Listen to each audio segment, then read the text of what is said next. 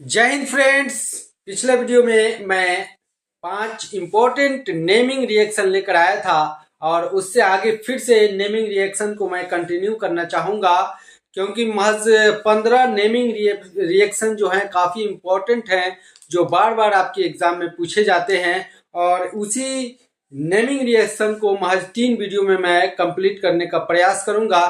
तो ये naming reaction का यह दूसरा वीडियो होगा जिसमें आज 5 इंपॉर्टेंट रिएक्शन लेकर आया हूं। एल्डोल संघनन, स्टरीकरण, फिटिंग अभिक्रिया, वुटर्स फिटिंग अभिक्रिया और फ्रीडल क्राफ्ट अभिक्रिया। तो आइए देखते हैं। पहला आज का रिएक्शन है एल्डोल संघनन। तो यहाँ पे हेडिंग लगाएंगे एल्डोल संघनन। ये पिछले वीडियो के हिसाब से ये 6 नंबर रिएक्शन होगा। एल्डोल संघनन, एल्डोल संघनन। आइए सबसे पहले रिएक्शन देख लेते हैं, उसके बाद भाषा मैं बोल दूंगा, आप नोट कर लीजिएगा। हेडिंग लगा लीजिएगा एल्डोल संघनन। तो जैसे कि आपको पता है कि एसिटल्डिहाइड, थोड़ा सा बड़ा लिख रहा हूं, एसिटल्डिहाइड के दो अणु, एसिटल्डिहाइड के दो अणु क्षारीय माध्यम में, एक क्षार हो जाएगा, यहां पे क्षार ले रहे हैं, क्षारीय माध्यम में संघनित होकर एल्डोल्ड बनाती है और इसी रिएक्शन को एल्डोल्ड संघनन कहा जाता है। देखिए कैसे संघनित होता है। CH3 और यहां बच जाएगा CH, यहां से जब ऑक्सीजन निकलेगा और यहां वाला हाइड्रोजन निकल के यहां से आपका बना लेगा OH हाइड्रोक्सिल समूह आके जुड़ जाएगा और उसके बाद ये यहां पे जुड़ जाएगा CH2OA, CHO। एक बार मैं रिएक्शन को समझाना चाहूंगा।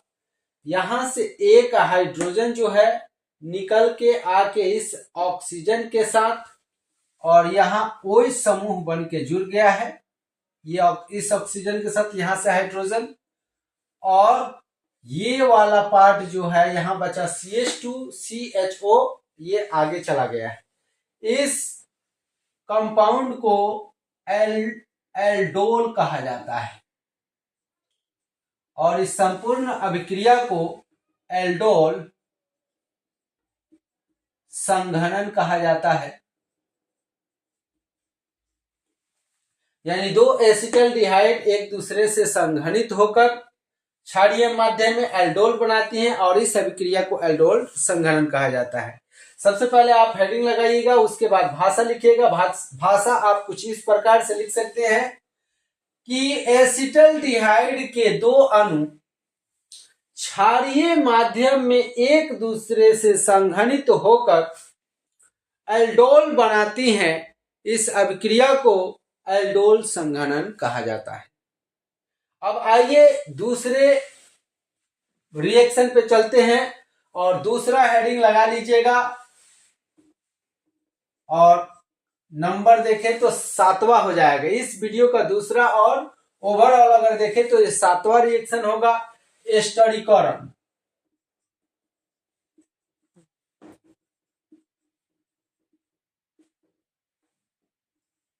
स्टरीकरण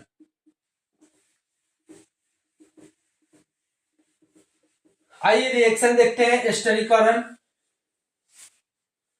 स्टरीकरण में इथाइल अल्कोहल एसिटिक अम्ल के साथ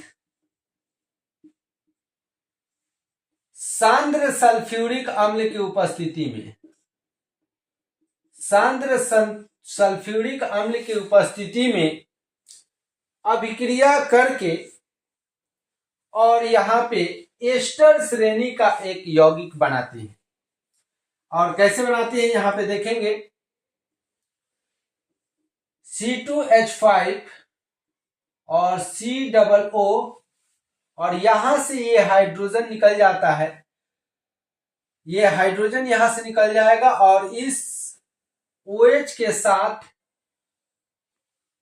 अभिक्रिया करके और पानी बन के निकल जाएगा। पहले ये CH3 जो बचेगा, ये हुआ CH3, COO और C2H5, ये हो जाएगा एथिल एसीटेट और ये पानी बन के निकल जाएगा। यहाँ पे H2O को भी दर्शा दे रहे हैं और इस एस्टर श्रेणी के यौगिक का नाम हो जाएगा एथिल एसीटेट।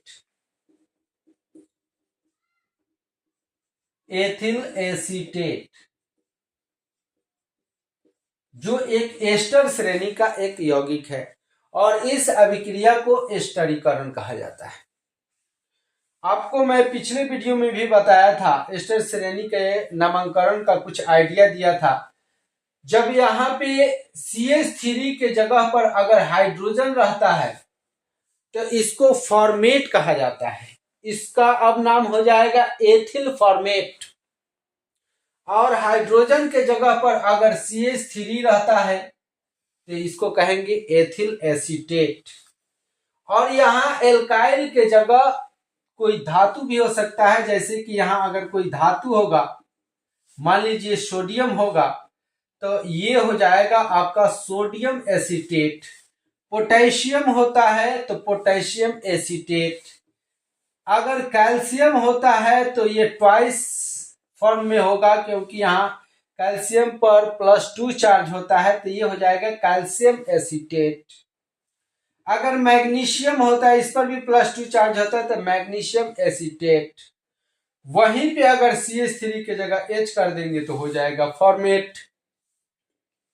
तो मैं आशा करता हूं कि इसका नामकरण आप एस्टर श्रेणी का समझ गए होंगे कि COO के बाद अगर CH3 एल्काइल समूह होता है तो उस पार्टिकुलर एस्टर श्रेणी को एसीटेट कहेंगे। अगर हाइड्रोजन रहेगा तो उसको फॉर्मेट कहेंगे। फिलहाल यहाँ पे एथिल एसीटेट बनता है और इस अभिक्रिया को एस्टरीकरण कहा जाता है, क्योंकि इसमें एस्टर का निर्माण होता है। अब आइए चलते हैं तीसरे अभिक्रिया पे। आज का तीसरा अभिक्रिया है फिटिंग अभिक्रिया। तो आइए फिट करते हैं इसको। 8वां हेडिंग लगा लेंगे, फिटिंग अभिक्रिया।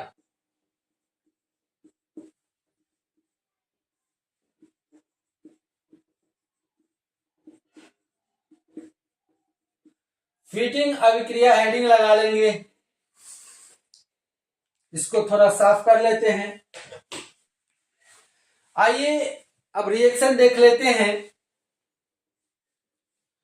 आपको पता होगा कि जब बेंजीन रिंग में कोई अगर क्लोरीन जुड़ जाता है तो इसको बेंजीनल क्लोराइड बोला जाता है।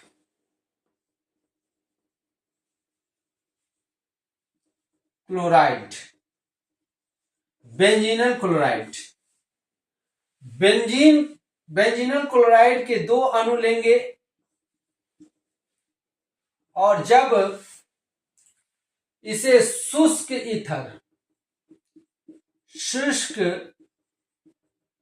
ईथर की उपस्थिति में गर्म करते हैं सोडियम के साथ, तो ये दोनों क्लोरीन जो है इस सोडियम के साथ अभिक्रिया करके अलग हो जाता है, सोडियम क्लोराइड बनाकर, और ये दोनों बेंजीन रिंग जो होता है एक दूसरे से फिट हो जाता है।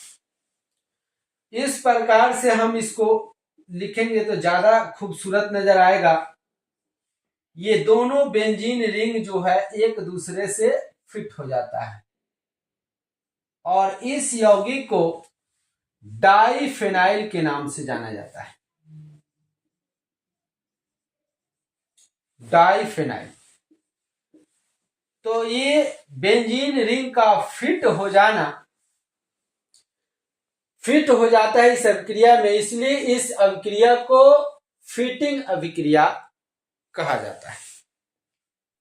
अगर इसका आप भाषा लिखना चाहते हैं तो भाषा कुछ इस प्रकार से लिख सकते हैं, क्योंकि आप एग्जाम में पहले आप हेडिंग लगाइएगा, उसके बाद भाषा लिखिएगा और तब जाके इस पर्टिकुलर रिएक्शन को लिखिएगा, तब जाके इस रिएक्शन को लिखिएगा। भाषा इस प्रकार से लिख सकते हैं कि जब बेंजीनल डिहाइड को शुष्क ईथर की उपस्थिति में सोडियम धातु के साथ गर्म किया जाता है तो बेंजीन के दोनों रिंग एक दूसरे से फिट हो जाते हैं, एक दूसरे से जुड़ जाते हैं और डाइफेनाइल का निर्माण करते हैं। इस अभिक्रिया को फिटिंग अभिक्रिया कही जाती है। ठीक है, आइए अब इसको साफ कर लेते हैं थोड़ा सा। अब देखते हैं आज का चौथा और ओवरऑल 9वां नेमिंग रिएक्शन देखते हैं। हेडिंग लगा लेंगे आप वुटर्स फिटिंग अभिक्रिया। वुटर्स फिटिंग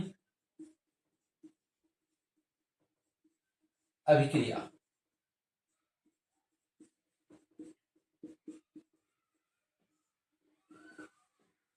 आइए इसके रिएक्शन को देखते हैं।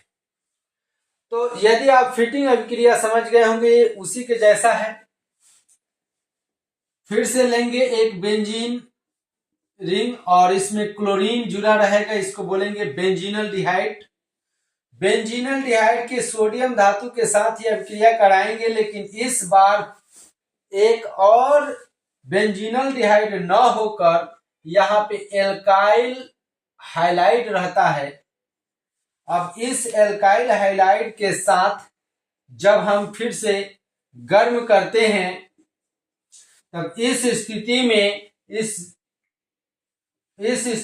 ये सोडियम जो है ये दोनों क्लोरीन के साथ आपका नमक बन के निकल जाएगा और बचा ये आपका बेंजीन के साथ ये मेथाइल आकर जुड़ जाता है और यह बन जाता है टॉलुइन।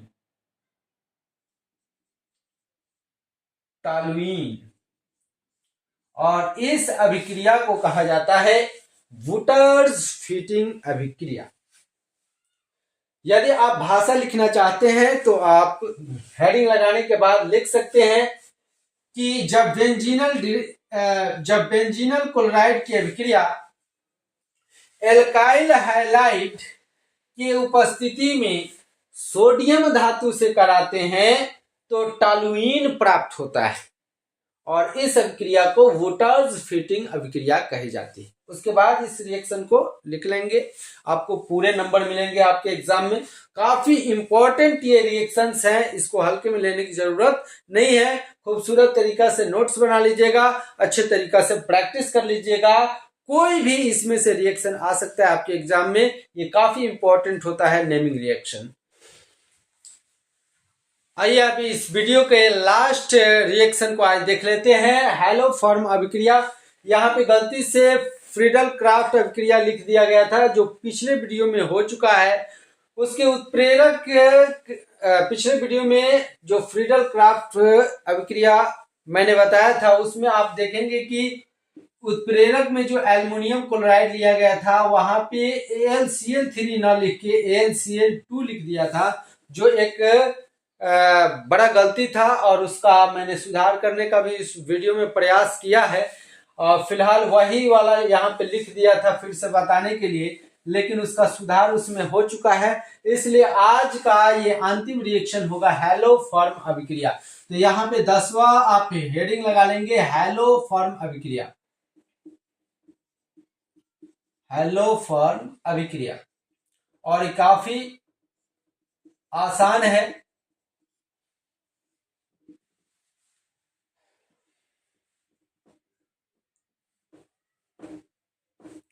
इथाइल अल्कोहल को जब हम आयोडीन के साथ एल्कोहलिक क्षारीय वातावरण में गर्म करते हैं, जब इथाइल अल्कोहल को क्षारीय वातावरण में आयोडीन के साथ गर्म करते हैं, अभिक्रिया कराते हैं, तो हमें आइडो फॉर्म प्राप्त होता है। आइडो फॉर्म